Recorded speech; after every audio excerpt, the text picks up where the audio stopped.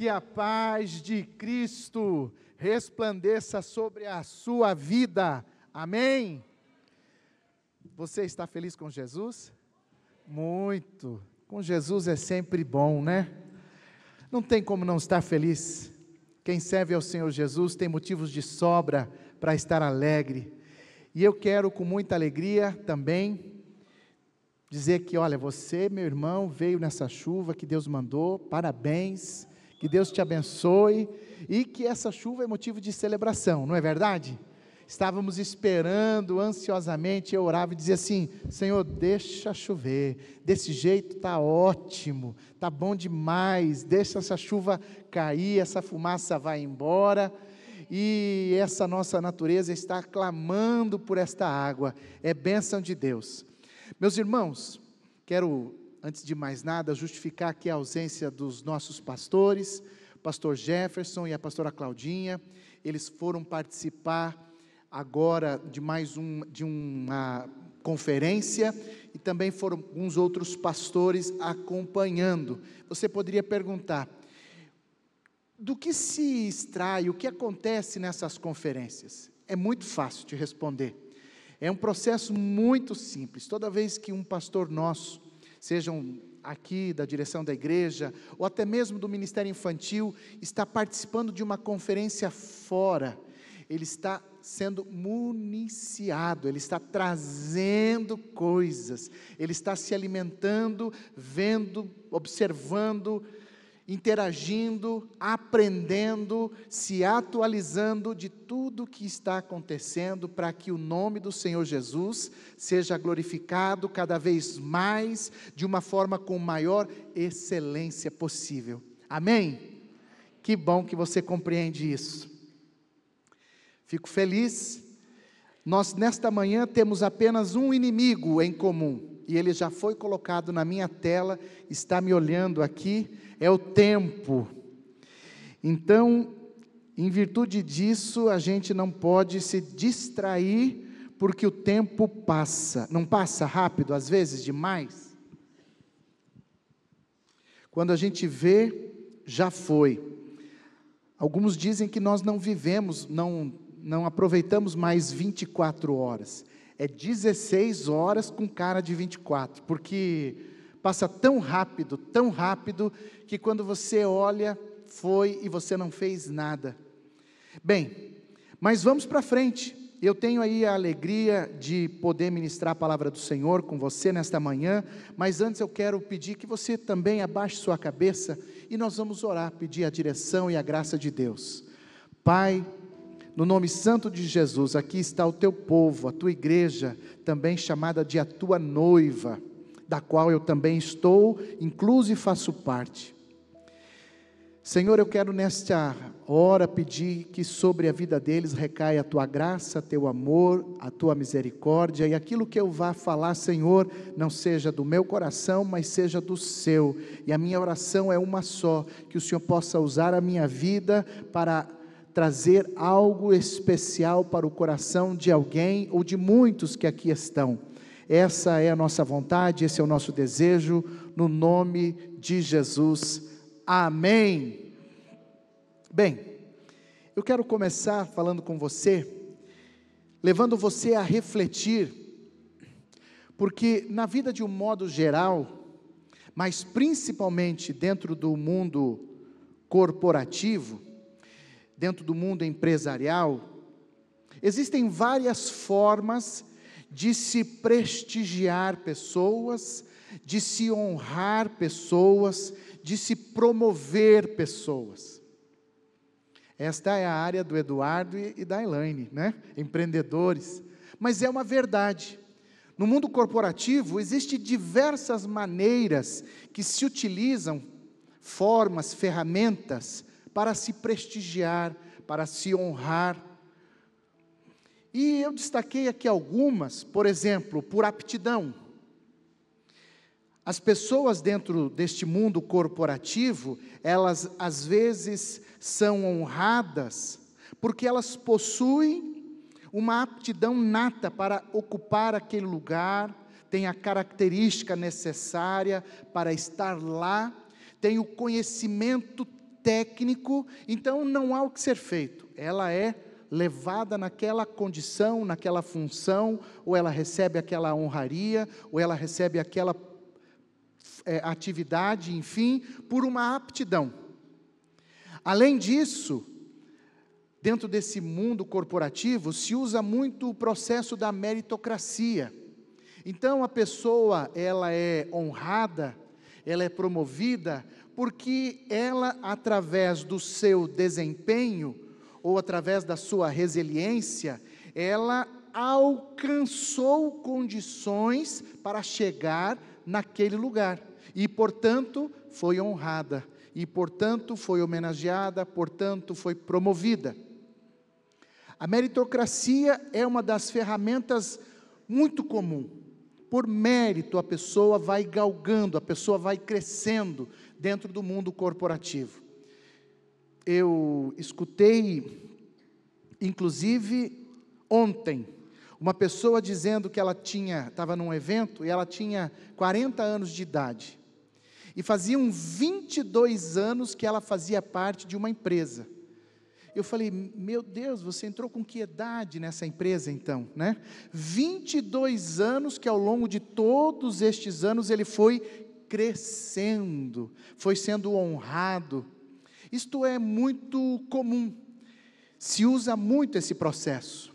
Também por um processo que nós podemos chamar de avaliação. É muito comum dentro de cargos públicos. Então, você passa por um teste, você faz uma prova, e aí você faz um concurso interno, e aquele concurso, aquela nota que você tirou naquela determinada prova, te leva para uma outra condição, para um outro patamar, e você é honrado, você é promovido. Isso é normal. E, lamentavelmente, muitas vezes, quando as coisas não vão bem, lá na frente uma pessoa pode ter um decrescer nas atividades, e nessa condição, todas as provas que ela foi aprovada, ela perde a condição, ou aquela honraria que recebeu, e volta lá naquela condição, quando ela passou naquele concurso, naquela condição inicial da sua carreira. Também existe, dentro deste mundo corporativo, processo da avaliação, ou melhor dizendo, o processo da indicação. A pessoa, às vezes, mesmo fora de um contexto do cotidiano da empresa, ela é colocada naquele local, naquela função, naquela vaga, por um desejo de outro. Simplesmente eu quero que você venha ocupar esta função. Isso também é muito comum dentro da gestão pública, né?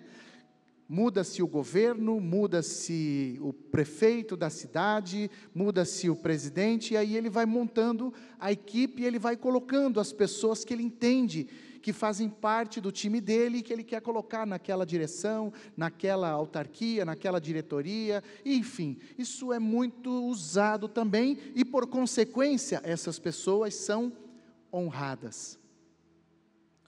Então veja, aqui eu trouxe algumas formas, com uma breve introdução, para trazer para você alguns mecanismos usados para se honrar uma pessoa dentro do mundo corporativo. É claro que Newton é o pai da lei da gravidade, então tudo que sobe pode descer, ou melhor dizendo, tudo que sobe, desce.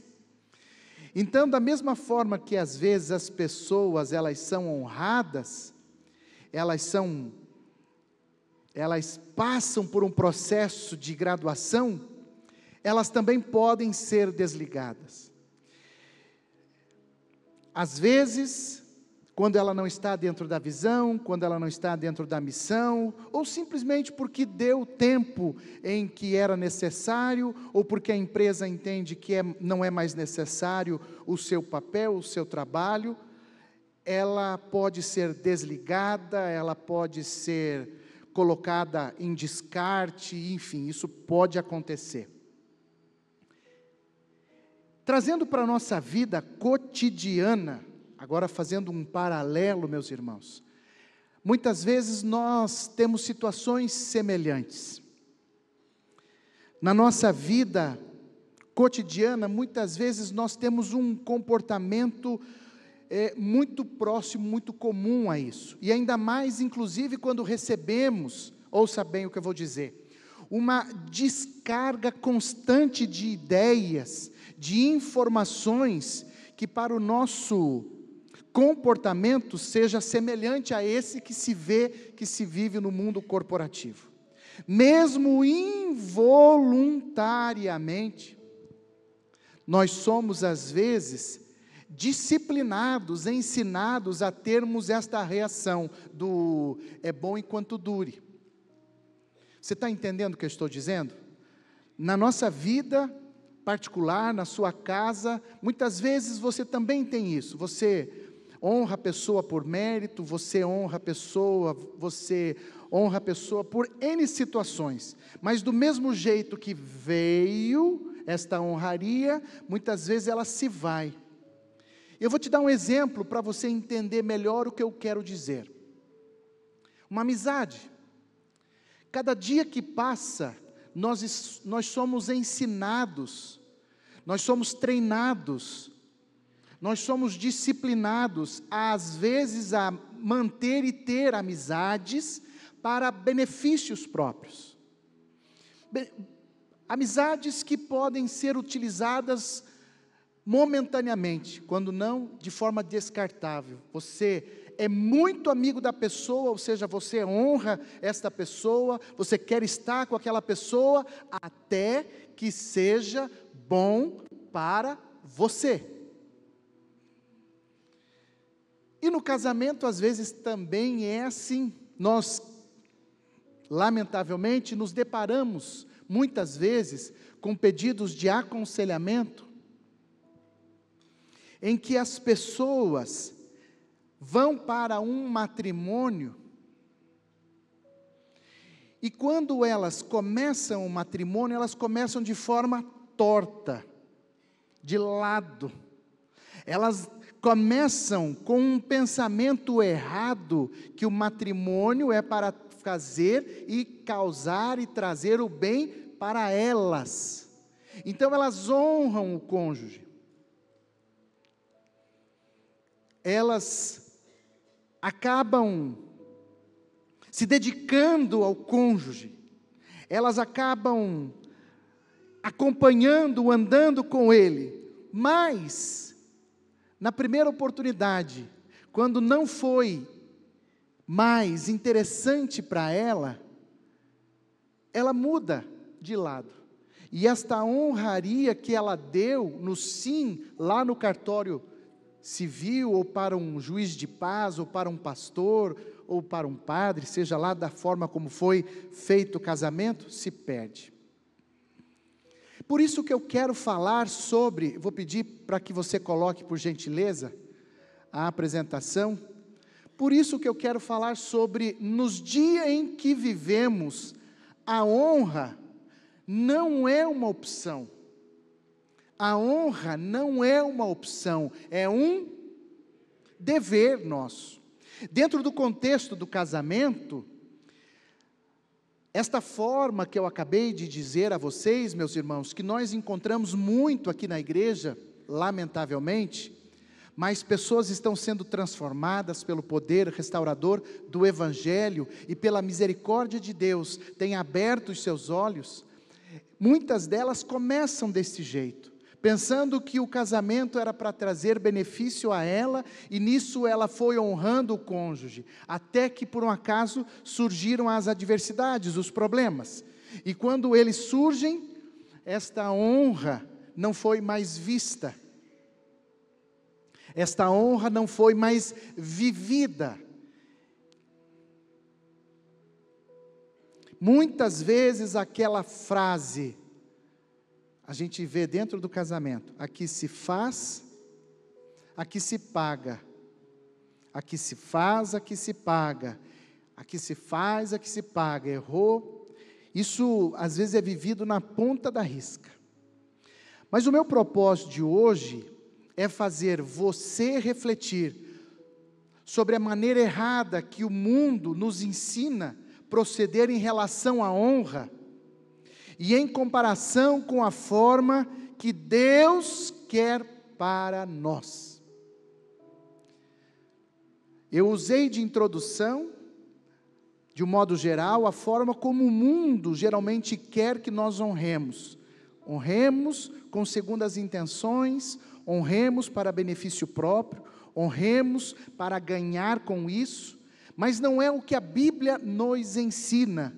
E eu quero ler com você esse trecho da palavra de Deus, e se você trouxe a sua Bíblia, se você está com ela aí, pode abrir. Se você está com o seu aplicativo da Bíblia, ok? O aplicativo da Bíblia, fecha qualquer aplicativo verde que está trazendo notificações para você. Ah, mas é o Sicredi. Hã? É, né? Pegou essa? Não estou fazendo propaganda não, né? Mas é que é verde também, né? Não, mas não é desse que eu estou falando. Abra o aplicativo da Bíblia e encontre lá o texto de 2 Samuel, capítulo 9, a partir do verso 1, eu quero ler com você. Quero que você preste atenção, e se você puder me acompanhar, eu vou ler na versão NVI. Diz assim: certa ocasião, Davi perguntou: resta ainda alguém da família de Saul, a quem eu possa mostrar lealdade, por causa da minha amizade a Jonatas? Então chamaram Ziba, um dos servos de Saul. Não era servo de Davi, era servo da época de Saul, para apresentar-se a Davi. E o rei lhe perguntou: você é Ziba? Sou teu servo, respondeu ele. Perguntou-lhe Davi: resta ainda alguém da família de Saul, a quem eu possa mostrar a lealdade de Deus? Respondeu Ziba: ainda há um filho de Jonatas, aleijado dos pés. Onde está ele? Perguntou o rei. Ziba respondeu: na casa de Maquir, filho de Amiel, lá em Lodebar. Então o rei mandou trazê-lo de Lodebar. Quando Mefibosete, filho de Jonatas e neto de Saul, compareceu diante de Davi, prostrou-se com o rosto em terra. Mefibosete? Perguntou Davi. E ele respondeu: sim, sou teu servo. Não tenha medo, disse-lhe Davi, pois é certo que eu tratarei com bondade, por causa da minha amizade com Jonatas, seu pai. Vou devolver-lhe todas as terras que pertenciam a seu avô Saul, e você comerá sempre em minha mesa. Mefibosete prostrou-lhe e disse: quem é o teu servo, para que te preocupes com um cão morto como eu? Então o rei convocou Ziba e disse: devolvi ao neto de Saul, seu senhor, tudo o que pertencia a ele e à família dele. Vocês e seus filhos cultivarão a terra para ele. Somente até aqui. Então aqui é um texto que muitos já conhecem, falando desse momento tão marcante na vida do rei Davi. O rei Davi é uma história que você já é mestre em tudo que se fala de Davi aqui, mas especialmente eu quero me ater nesse texto, e não vou contar a história de Davi, obviamente, mas você sabe, ele foi o rei de Israel segundo o coração de Deus. O primeiro rei foi Saul, que foi reprovado, foi escolhido a pedido do povo. O povo pedia um rei, então Deus pediu a Samuel que ungisse a Saul. Mas infelizmente não deu certo, e o próximo rei foi Davi. Mas o que eu quero dizer é que Davi sofreu na mão de Saul. Se você for ler todo o livro de 1 Samuel, 2 Samuel, você vai ver que Davi comeu o pão que o diabo amassou, diz aí o trocadilho. Sofreu, e a ponto de ter sido perseguido para ser morto. Literalmente, ele foi perseguido para ser assassinado por Saul. E em diversas ocasiões, Davi teve a oportunidade, mesmo sendo desonrado, mesmo sendo perseguido, mesmo sendo coagido, mesmo sendo colocado em uma condição extrema de violência, mesmo assim, Davi honrava a Saul. Se você for ver na sua Bíblia, 1 Samuel capítulo 23, 1 Samuel capítulo 24, nós vamos encontrar ali inúmeras situações em que Davi teve a oportunidade para, como um gato, acabar com a vida de Saul. Mas ele não o fez, pelo contrário, ele honrava. Mas de todas as formas que Davi agiu, essa foi a que eu achei mais importante. Você pode deixar, se você desejar colocar a imagem, pode deixar ela fixa para os irmãos ir saboreando esse texto. Eles vão tendo essa mensagem entrando na mente deles, tá bom? Se for possível. De todas as formas que Davi honrou a Saul, mesmo sendo perseguido, essa que ele fez com Mefibosete, essa que ele fez também com Jonatas, foi a que mais me chamou a atenção. Foi a que mais eu achei importante e entendi ser primordial nós falarmos sobre ela. Esse comportamento de Davi nos ensina quais são os benefícios que temos quando agimos de uma forma honrando e não punindo. Existe uma cultura de honra especial que precisa ser vivida por nós. Essa cultura de honra, ela está totalmente, preste atenção, ela está totalmente ligada ao bom comportamento do cristão. O cristão não tem um bom comportamento para ser chamado de cristão. Ele é cristão e tem por consequência o bom comportamento, porque Cristo habita em sua vida. Então, meu irmão, a cultura desta honra que eu quero trazer à sua memória agora nesta manhã, baseado em cima deste caso de Samuel, quero fazer uma analogia, dizer para você que ela tem tudo a ver com as nossas vidas nos dias de hoje. Ela está totalmente ligada ao nosso comportamento do nosso cotidiano. Esta cultura de honra que nós vemos com Davi, que mesmo sofrido na mão de Saul, mesmo assim chamou Mefibosete, que era neto de Saul, e levou para comer na sua mesa. Esta mesma forma de agir precisa ser vivida por nós, hoje, agora. E ela está totalmente relacionada aos 9 gomos do fruto do Espírito, que nós encontramos em Gálatas, no capítulo 5, lá no verso 22 e 23. Porque só pratica, só vive dentro desta cultura, dentro deste ambiente de honra, quem por um acaso tem alegria, paz, paciência, amabilidade, bondade, fidelidade, mansidão e domínio próprio. Uma coisa está ligada diretamente à outra. Você está entendendo o que eu estou falando até agora? Amém? Você está compreendendo que hoje o mundo aí fora nos ensina uma cultura de punição. Bobeou, a gente pimba, bobeou, escreveu, não leu, o pau comeu. Comigo é uma vez só. Errar é humano. Permanecer no erro para mim é burrice. Aqui comigo não dá, eu aprendi assim. Eu só sei fazer assim. Comigo é desse jeito.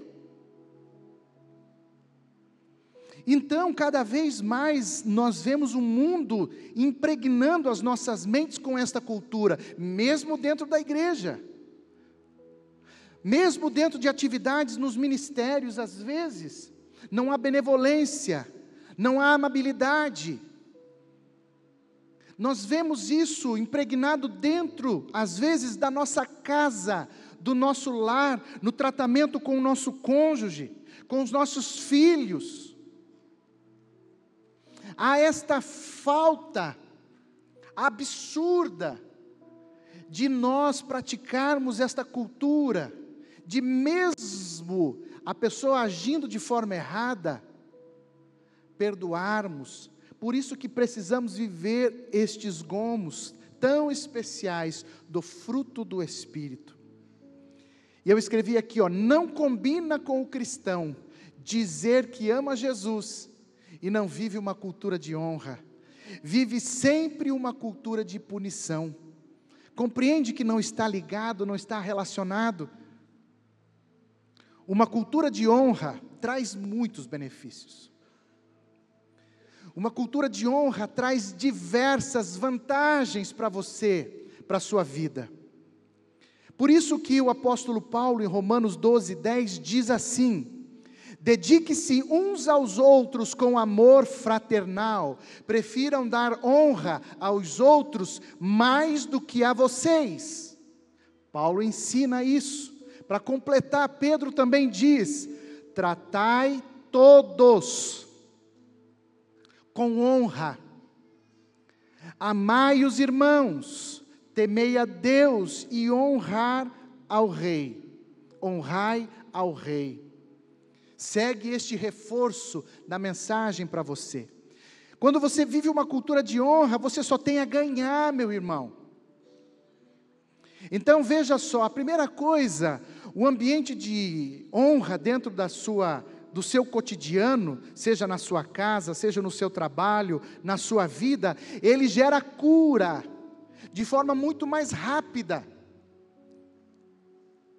Machucou, magoou, criou uma condição errada, ao invés de você simplesmente punir, veja, não confunda punição com consequência, ok? Consequência é algo natural das ações erradas que nós fazemos. Mas errou, então você tem a oportunidade dentro da sua casa de mostrar algo diferente para aquele caso.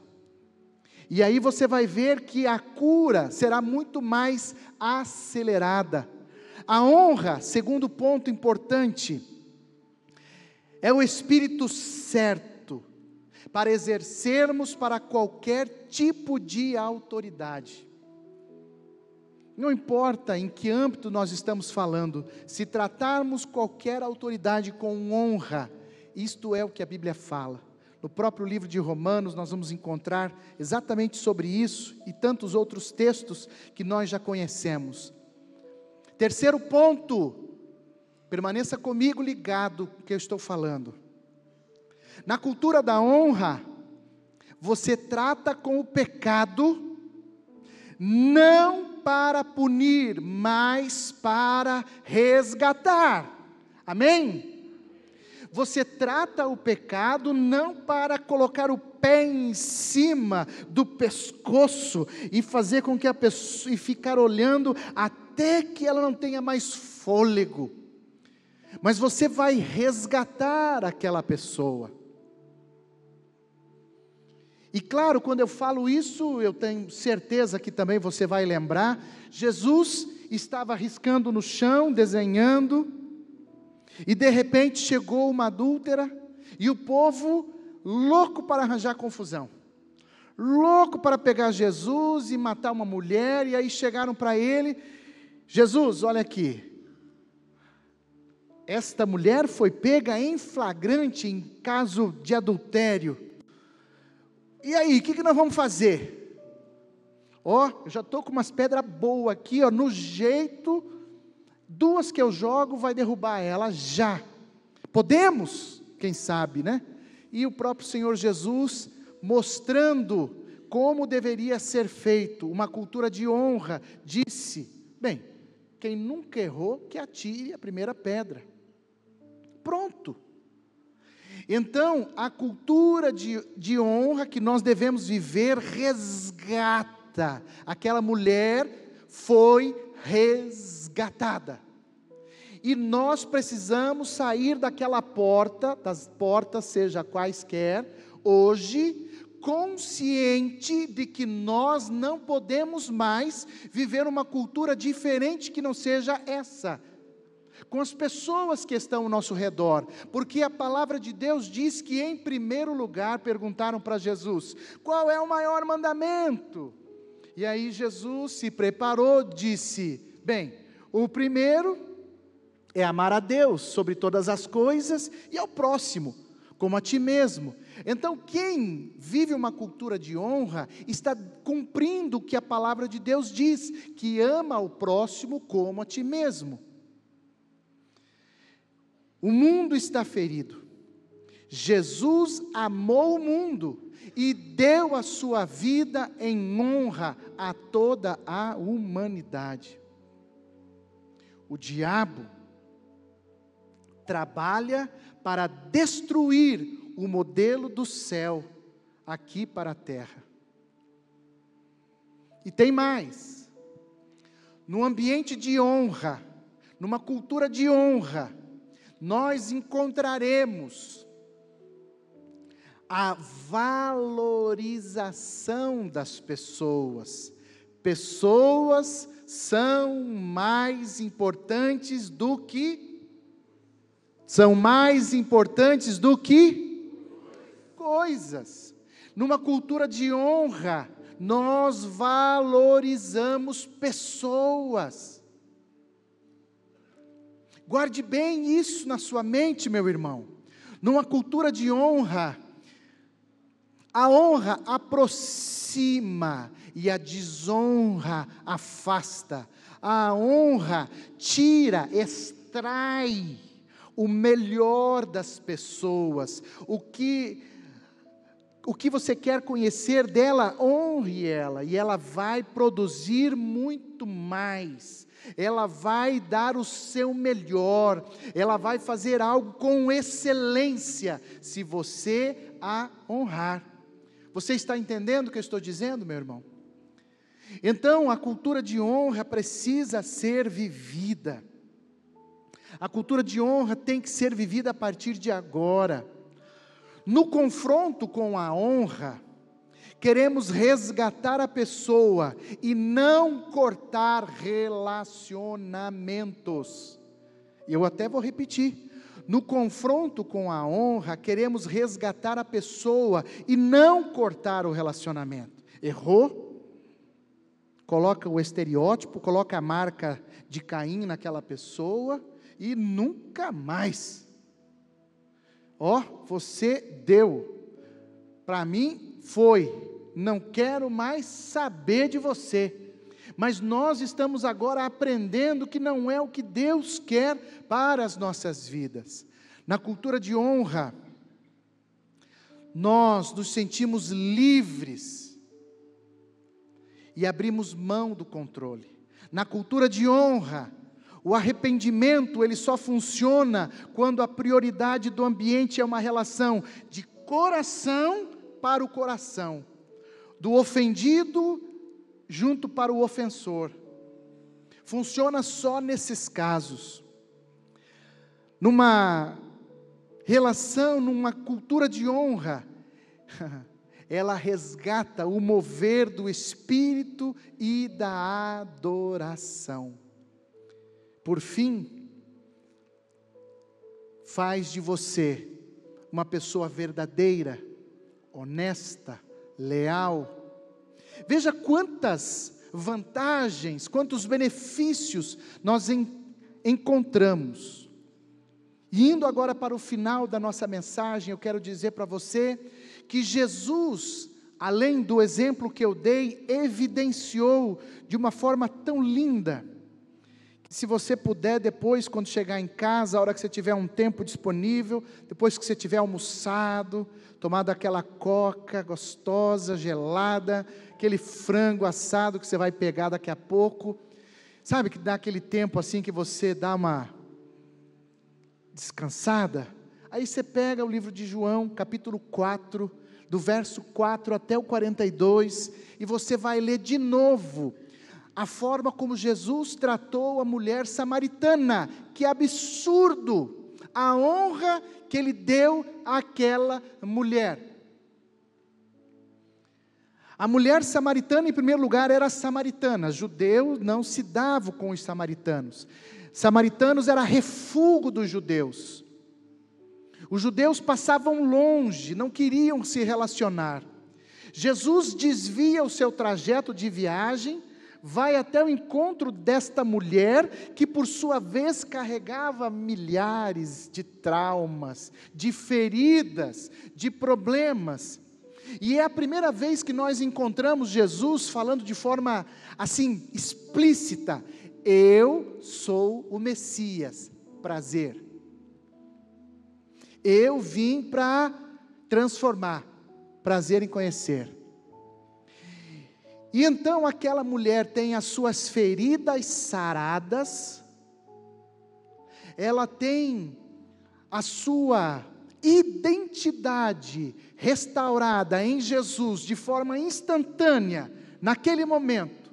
E a prova disso é que ela corre e volta ao vilarejo e chama muitas pessoas para conhecer o Messias. E muitos samaritanos, a Bíblia diz, creram em Jesus a partir daquela mulher, a partir daquela atitude de honra que Jesus demonstrou, que Jesus mostrou. E os discípulos talvez ficaram assim sem entender muito bem, mas tinha sim um propósito. Os judeus ficaram, de um modo geral, sem saber por quê, mas Jesus tinha um propósito, era para alcançar. E eu escrevi que a palavra da salvação entrou para os samaritanos a partir dela, a partir do testemunho daquela mulher. E agora eu vou pedir para a banda já subir, por gentileza. Só que tem um detalhe. E nesse detalhe, de tudo isso que nós estamos falando da cultura da honra, existe um detalhe que é a cereja do bolo. Quando a gente fala cereja do bolo, a parte do enfeite, a parte mais bonita, a parte que mais precisa ser observado. São pelo menos 2 pontos importantes. O primeiro, para viver uma cultura de honra, da forma como Jesus quer, ele precisa fazer parte da sua vida. Amém? Jesus precisa ser seu Senhor e Salvador. A tua vida precisa pertencer a Ele. A tua vida precisa estar na mão dEle. Esse é o primeiro ponto. E o segundo ponto é que, mesmo mediante as adversidades, as lutas, você vai estar atento a ouvir a sua palavra. Tudo isso que nós estamos falando aqui não pode ser descartado. Quando você termina de comer e sobra alguma coisinha, você chega no lixo e raspa o prato. Tudo isso que está sendo falado não pode ser desta forma, raspado e jogado fora. Porque se tudo isso que nós falamos aqui for feito desta forma, será como aquele semeador, que a Bíblia também conta, que semeou, e as sementes caíram no caminho, caíram no meio dos espinhos, caíram em solos rochosos. Você tem a oportunidade, enquanto nós louvaremos ao Senhor Jesus, de refletir, em primeiro lugar, como você está vivendo esta cultura de honra dentro da sua casa, na sua vida. Você vai ter que entender e refletir: Jesus é o teu Senhor, teu Salvador. Hoje chegou o dia, se você está nos visitando aqui pela primeira vez, se você não conhece Jesus da forma como nós conhecemos, chegou o dia de você tomar esta decisão, de você fazer esta escolha. Vamos louvar ao Senhor Jesus.